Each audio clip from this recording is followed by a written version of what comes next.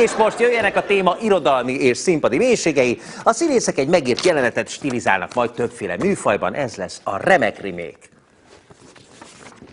Most beszéljél. Nagyon örülök, hogy itt dolgozol velem.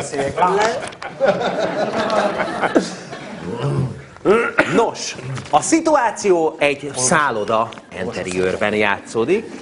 Először olvassuk össze, és aztán majd lesz sugársi lehetőség, értelmezési lehetőség. Ki az? Csak Tomikám és Editke, de szépek vagytok, gyerekek. Milyen volt az esküvő? Tomikás, Editke, de szépek vagytok, gyerekek. Milyen volt az esküvő? Kik ezek? Júli bácsi meg Gyugyó vagyunk Piszkéről. Késtek a vonatok a sztrájk miatt, csak most értünk ide. A lagzinak vége, Gyuri bátyám.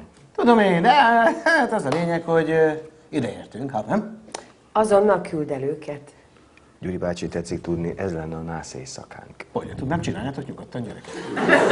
Az étterem már bezárt, ugye? Reggel hazamegyünk. Addig hadd aludjunk itt. Igazából nem így terveztük. Mi se. Gyerekek, de a sztrájk miatt késett a vonat. Itt meg nincs üres szoba. Én megőrülök. Én is, Editke, de hát hallott már ilyet? Ennyit késni egy vonatnak. Kis torta nem maradt? Széle is jó. Ne egyél már, amikor itt nász éjszaka lesz. Gyerekek, csináltok nyugodtan, mi majd elalszunk a fürdőszobába. De én így nem tudok, minden áthallatszik. Nem baj, hozott Walkmant a gyerek. Majd hallgatjuk ketten. Legyetek boldogok, gyerekek. Nézzük meg most a szöveget brazil szappanoperában. Juan Carlos. Donna Editos. Edita. Ez az első éjszakám. A boldogságom. Erre várok. 478 rész óta erre várok. Hogy kerülnek maguk ide, Gyégyó? Donna Gyógyó. Mondd el neki. Az ültetvényről jövünk. Honnan? Piszkezzóból. Piszekeketto. Piszekeket.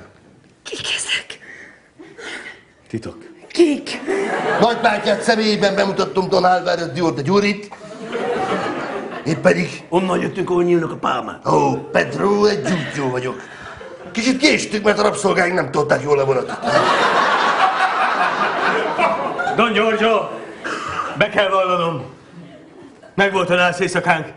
Úristen! Illetve meg lenne. Ha maguk nem lennének itt. Okolba kívánsz minket? Don. Azonnal küld el őket. Donna Editas. Teljesen kiakadasz. Piszkelje. Mögöttünk vannak. Felszabadított. Felszabadított. Nincsenek! Ők sztrájkolnak. Akkor miért szabadítottam fel őket? Soha többé nem szabadítom fel őket. Megőrülök. Én is rabszolga voltam. Ó, Donna Elvira, Donna Eszeszera. Persze, hogy emlékszik rá. Fáj ez nekünk. A lányom!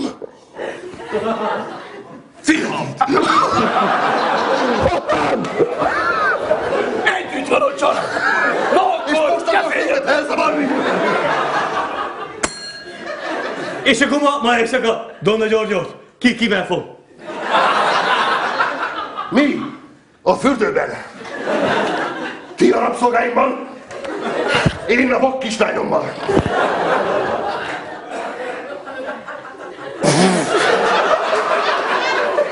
Én visszamegyek Piszkére rabszolgálat!